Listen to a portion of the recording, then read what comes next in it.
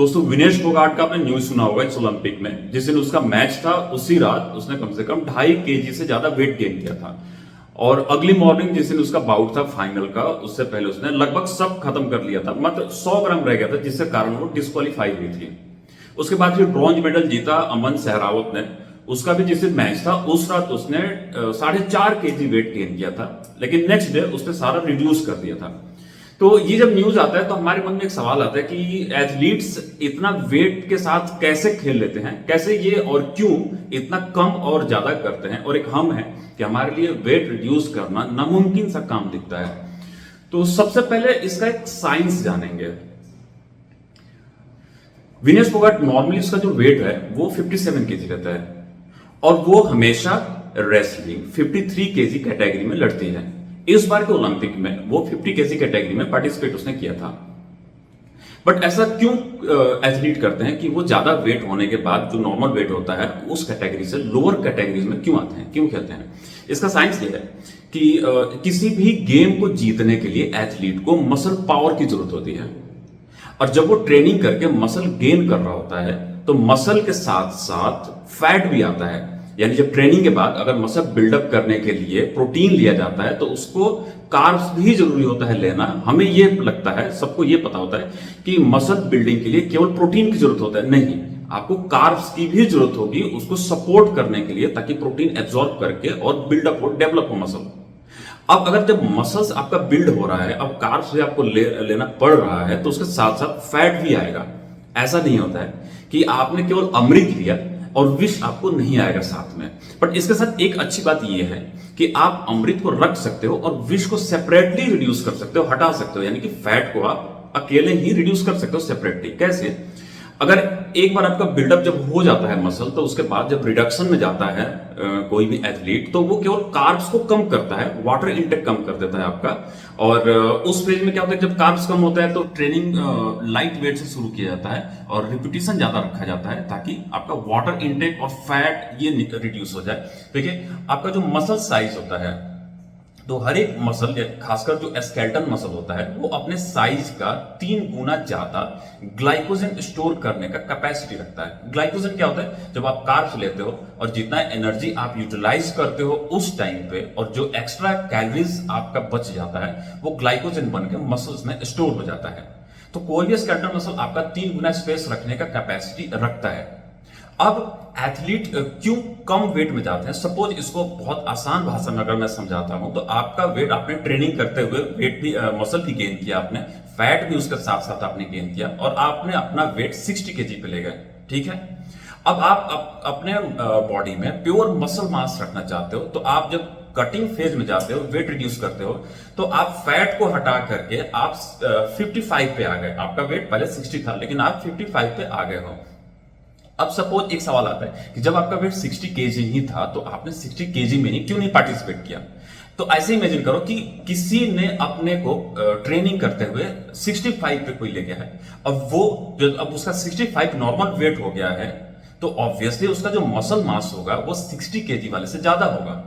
तो वो भी रिड्यूस करते करते फैट और 60 kg पे आएगा, तो ऑब्वियसली क्या होगा, आपके मसल मास से उसका ज्यादा मसल मास होगा, क्योंकि आप में फैट भी है और वो फैट पूरा रिड्यूस करके आ चुका होता है। एक्चुअली जो पावर यूज होता है वो केवल मसल मास से ही होता है।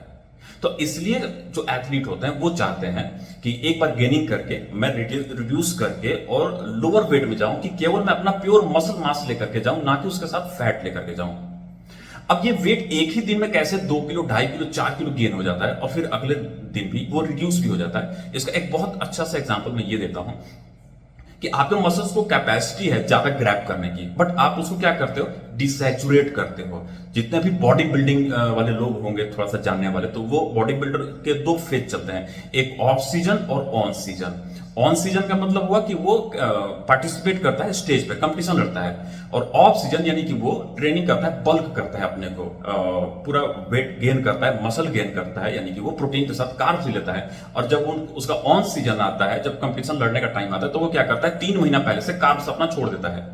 और केवल प्रोटीन लेता है। जब प्रोटीन केवल वो लेगा तो क्या होगा, जितना मसल उसने गेन कर लिया वो प्रिजर्व रहेगा जब तक प्रोटीन वो लेता रहेगा। लेकिन कार्ब्स नहीं ले रहा है तो क्या होगा कि उसका बॉडी एनर्जी के लिए उसके मौजूद जो फैट होगा उसको डिकम्पोज करना बॉडी शुरू कर देती है और उससे वो एनर्जी लेना शुरू करती है, तो फैट यहां से रिड्यूस होना शुरू हो जाता है।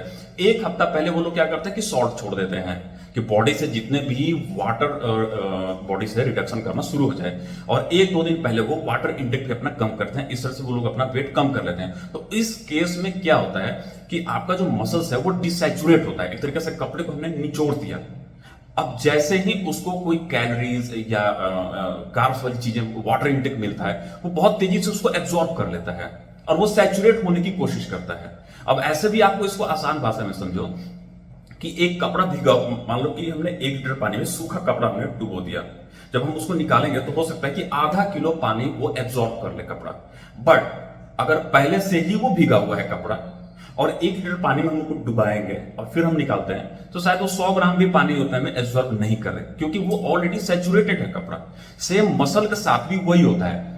इन एथलीट्स का, जैसे अमन सहरावत के केस में हुआ है, विनेश फोगाट के केस में हुआ है, कि इनकी बॉडी डिसैचुरेट हो चुकी होती है और जैसे उनको थोड़ा सा भी वाटर इंटेक मिला और कैलोरीज मिल रहा है तो उसको ग्रैब कर लेता है। रिड्यूस भी उसी तरह से होता है क्योंकि इनकी बॉडी उस टेंडेंसी में अडॉप्ट हो चुकी होती है रिड्यूस करने के लिए। विनेश फोगाट की बॉडी, अगर वो 57 केजी उसका नॉर्मल वेट रहता है, वो इतना जल्दी से वो एब्जॉर्ब करके 57 केजी तक चला जाएगा। उसके बाद वो चाहे जो मर्जी जितना भी खाए, उससे ऊपर उसको पहुंचने में 57 केजी से आगे वेट गेन करने में फिर बहुत टाइम लगेगा। धीरे धीरे वो एक प्रोसेस होता है, वो गेन होता है। लेकिन 50 केजी से 53 केजी से जो उसका नॉर्मल वेट है यानी 57 है, वहां तक पहुंचने में उसको टाइम नहीं लगेगा, वो बहुत जल्दी। और उसका एक और कारण है जल्दी से वेट गेन करने का, कि जब एथलीट्स मैच जिस दिन खेल रहे होते हैं उनको उसमें सबसे ज्यादा लिक्विड डाइट दी जाती है, और जब आपको लिक्विड कार्ब्स दिया जाता है वो और जल्दी से ग्रैब करता है बॉडी, क्योंकि आपको उस टाइम कॉम्प्लेक्स कार्ब नहीं दिया जाता है, क्योंकि आप ऑलरेडी डिप्लीशन मोड से आ रहे हो और आपको रेसलिंग करना है, बाउट लड़ना है, तो आपको एनर्जी चाहिए उसके लिए।